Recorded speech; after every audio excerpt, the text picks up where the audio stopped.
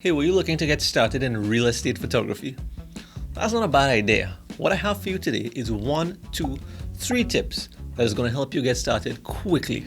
If that sounds good to you, then hit the like button down below and let's get into the video.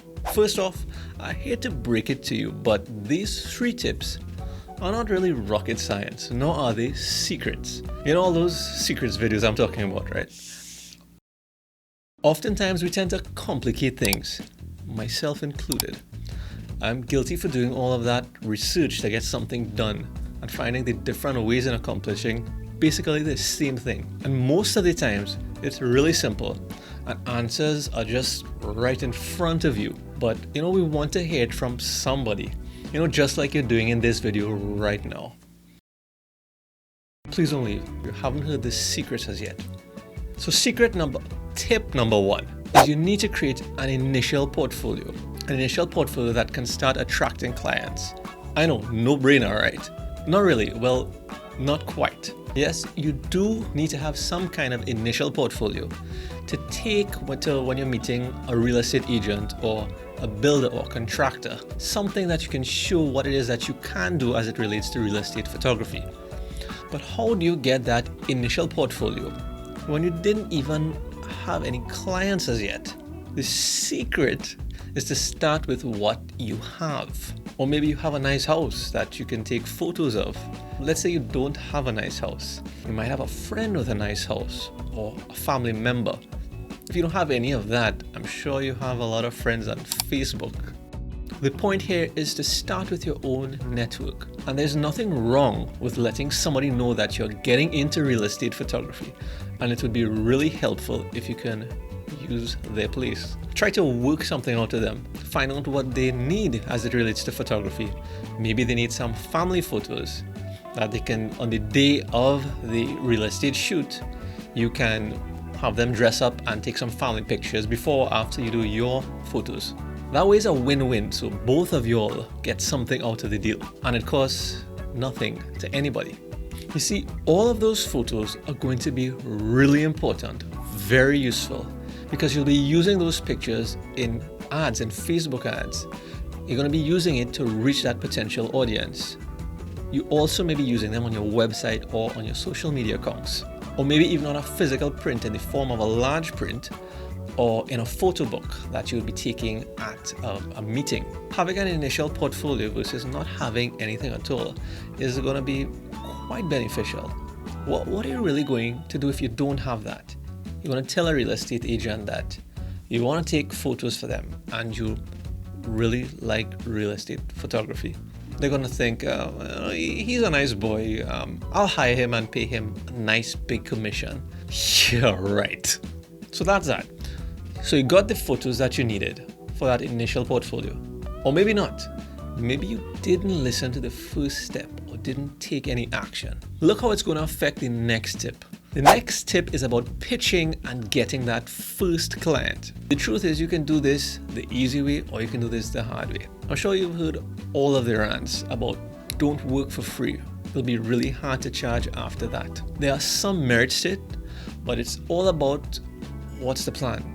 You must have some kind of plan. If you just want to do what everybody else does and listening to those rants that says don't work for free, you can go ahead.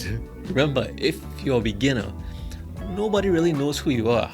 So if you could go ahead and post or create an ad with a really nice package with maybe just text or stock photos because you didn't really do anything as yet. So you get in front of an audience and then what?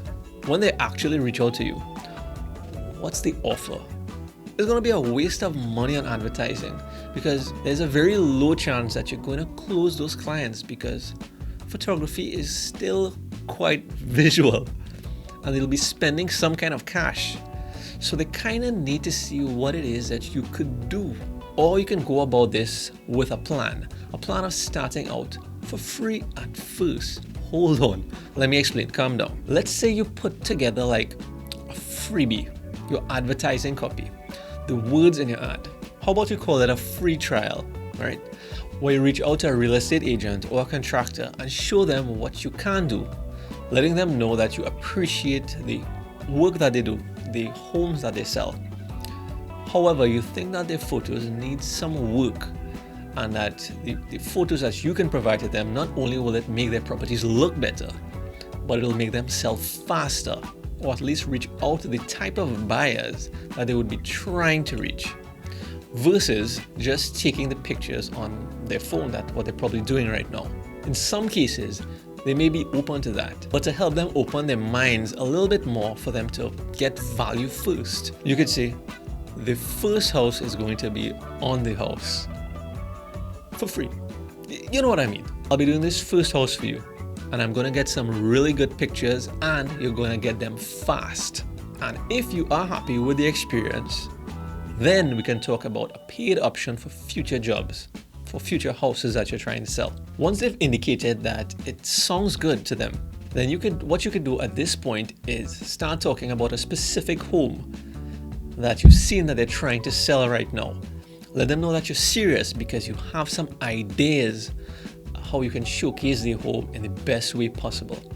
And then go ahead from there one time to start scheduling that photo shoot. Let them know you can come in on the weekend. It'll take about 1 or 2 hours, and they'll get the pictures by the middle of the week. Fast. No strings attached. No commitments. How does that sound? I think that would be really hard to just say no. However, I would say it would be a little bit easier to say no to if that offer wasn't backed up by some photos of your work. But if they did see the level of quality that you can bring to the table, and along with your offer, I think that would be pretty hard to say no to. As a matter of fact, it's exactly what I did. So I can tell you firsthand that this works. An important point here is that the agents with the more expensive homes are usually the ones that will be okay to spend some money to get those professional photos done, because they know that it'll be worth their while. Now the last tip is the double Ds. No, not those. By double Ds I mean deliver and differentiate. This is your chance to showcase your level of professionalism here throughout the entire process, from reaching out to them to delivering that final product. Because let's be real, this is not the only job. You don't want a one-off job with them. You want ongoing work, and also you want them to recommend you to their real estate friends so that you can make more money, of course, and build your brand, build your photography business. So make sure to do things like, if you scheduled a site visit, make sure and be there on time. A lot of times they are pretty busy, so you should be the one to make sure that a lot of following up is being done, well, at least in the beginning. Now, if you do decide to do that free trial that we spoke about in tip 2, or even if you don't, when you're giving them the final product, I don't see anything wrong in giving a couple extra photos. Letting them know, of course, that this is not usually what you do, but you saw that shot, you saw an angle there, and you wanted to make sure that they got this, because it will help them sell the house faster. I'm sure that they'll appreciate that very much, getting something extra in this first interaction.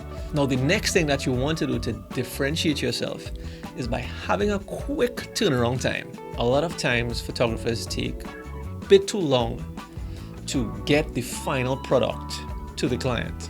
I guarantee that the real estate agents are going to really appreciate that, because the quicker they get the photos is the quicker that they get to showcase the house and then sell it. So that turnaround time is going to be critical to separate yourself from the competition. Let's say you did the shoot on like Saturday, and you promised that by the middle of the week they would get their photos, and instead you gave them on Monday morning. That means these photos are getting in front of the eyes of customers even faster. So you actually are helping them to sell it quicker. Now remember, you're trying to build a long-term relationship here with this client. So there's nothing wrong with finding out if they worked with photographers in the past, if they had, what are the problems that they faced, and what they currently face, and how you can help them fix that, and to really see how you can do even better. So to recap, tip number 1 is creating that initial portfolio to start attracting clients. Tip number 2 is to pitch and get that first client, or those first few clients. And tip number 3 is to deliver and differentiate yourself from the competition, so that you can really set yourself up for success in getting started in real estate photography. So to wrap up, from my experience and what I've seen other photographers doing, real estate photography can be quite lucrative. While it is busy, it's not as busy or demanding as, let's say, wedding photography. But at the same time, it's not as laid back as, let's say, landscape photography. What I found is that it's quite a good balance in between those two, because you're still working with a client and you still may have a limited amount of time to get a certain amount of shots, among many other things. Now, I hope that this information was quite helpful for you in getting started in real estate photography. These 3 tips, these 3 secrets are definitely going to help you get started. Now, if you like this video, you're going to want to look at this video next, where I talk about what you really should know about making money with photography. And the information is going to go hand in hand with what you learned in this video. So I'll see you over there.